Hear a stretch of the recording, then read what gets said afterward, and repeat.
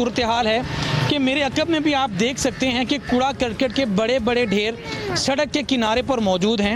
اس میں مقامی طور پر جو یہاں کے مقیم لوگ ہیں وہ بھی کہیں نہ کہیں تو ذمہ دار ہیں، جو پورے گاؤں کا کوڑا اٹھا کر سڑکوں کے کناروں پر لا کر پھینک دیتے ہیں۔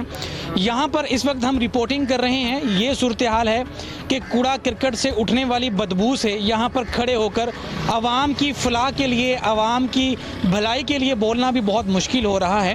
ہم نے بہت سارے لوگوں سے کوشش بھی کی کہ وہ آج اس پروگرام میں جو عوام تک پروگرام ہے اب تک پر خصوصی طور پر عوام کی آواز کو ایوان بالا تک پہنچانے کے لیے چلایا جاتا ہے، عوام کی آواز کو حکمرانوں تک پہنچانے کے لیے آن ایئر کیا جاتا ہے، اس پروگرام میں آ کر اس پروگرام کے توسط سے اپنے علاقے کے مسائل بتائیں، لیکن بہت سارے لوگ یہاں پر کیمرے کے سامنے آ کر اپنے تعلقات کو محفوظ کرنے کے لیے، اپنے تعلقات کو بچانے کے لیے، اپنی شخصیت پرستی کو بچانے کے لیے، اپنے مسائل کے حل کے لیے بھی نہیں بولتے، لیکن ہمارا یہ ذمہ ہے، ہم نے یہ عہد لیا ہے کہ ہم اس پروگرام کے ذریعے اپنے میاں چنو کے مسائل کو ضرور ایوان بالا تک پہنچاتے رہیں گے۔ آئیں مزید کچھ شہریوں سے بات کرتے ہیں کہ اس گاؤں کی صورتحال پر وہ کیا کہتے ہیں، جس میں پورے گاؤں میں یہ صورتحال ہے کہ سڑکوں پر کوڑا کرکٹ کے ڈھیر ہیں، سیوری کا سسٹم ناکارہ ہے، سڑکیں ٹوٹ پھوٹ کا شکار ہیں، راہگیروں کو، نمازیوں کو، طلباء طالبات کو، کام پر جانے والے افراد کو گزرنے میں شدید پریشانی کا سامنا کرنا پڑتا ہے۔ اور پھر جو حکومت کا دعویٰ ہے کہ صاف ستھرا پنجاب، اس کے حوالے سے عوام کیا کہتی ہے؟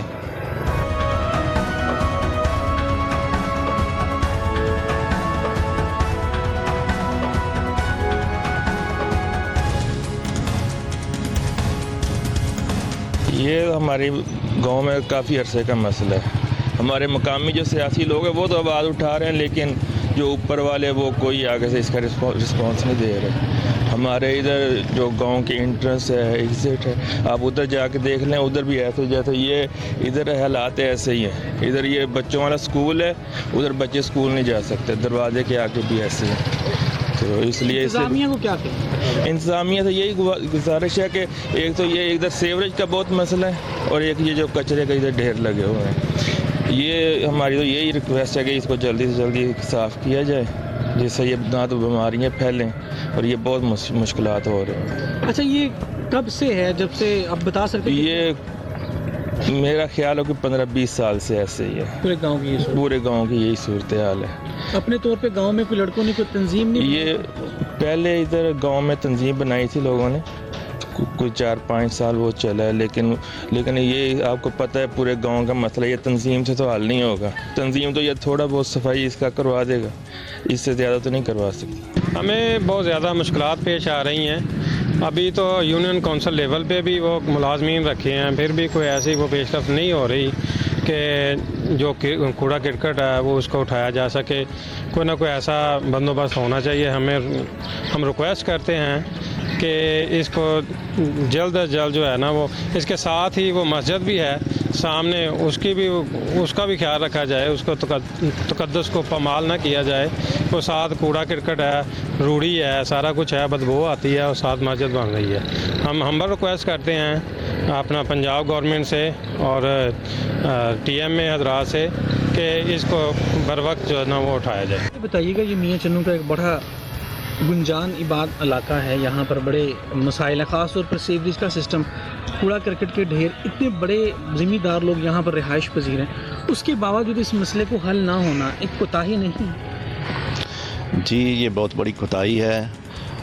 ہمارا اکثر ادھر آنا جانا ہوتا ہے، لیکن یہ وزیر اعلیٰ پنجاب کا صاف ستھرا جو پنجاب ہے، یہ میرا خیال اعلانات کی حد تک کی محدود ہے، اور ہمیں کوئی کہیں ادھر صفائی کے انتظامات نظر نہیں آ رہے۔ یہ ادھر دیکھیں، ادھر بوائز سکول ہے، ادھر گرلز سکول ہے، درمیان میں گندگی کے ڈھیر ہیں، اور اس گاؤں میں اکثر سیوریج کا مسائل جو درپیش رہتے ہیں۔ باہر نکلے ادھر بھی گندگی کے ڈھیر ہے، دائیں بائیں بھی صورتحال یہی ہے۔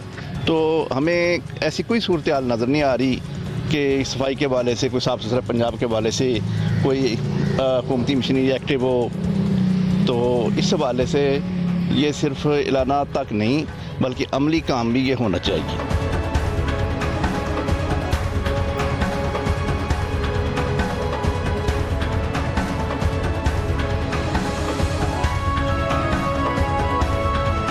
ناظرین، میاں چنو کے صاف ستھرے دیہاتوں کی یہ صورتحال ہے۔ अकब में एक खाली प्लाट मौजूद है जिसमें कूड़ा करकट के ढेर पड़े हुए हैं और मकामी रहनुमा हैं, समाजी रहनुमा हैं, चौधरी रियाज इनका नाम है, क्योंकि यहाँ पर ये अरसा दराज से कोई 50 साल से रिहाइश पजीर हैं। गाँव की हालत ज़ार पर, मौजूदा सूरत हाल पर और इन्होंने इसकी सफाई सुथराई के लिए, गांव की तामीर और तरक्की के लिए क्या किरदार अदा किया है, उस पर बात करेंगे। अच्छा सर बताएं, इसकी हालत ज़ार अब तक क्यों नहीं बदल पाई? पंजाब ने बहुत तरक्की कर ली, लेकिन आपका गांव अभी भी शहर के करीब होने के बावजूद भी इस तरह गैर हालत में है, कूड़ा करकट के ढेरों के अंदर छुपा हुआ है।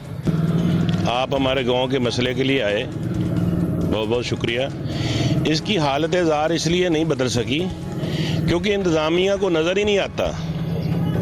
हम बारहा उनके आगे रोए हैं, पीटे हैं। हम 1911 में हमारे बड़े नारोवाल से उठकर यहाँ आए थे, आबाद हुए थे।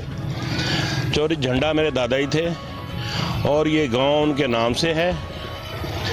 हमारी हर गली में इससे ज़्यादा गंदगी पड़ी हुई है और बीमारियों से घर भरे पड़े हैं।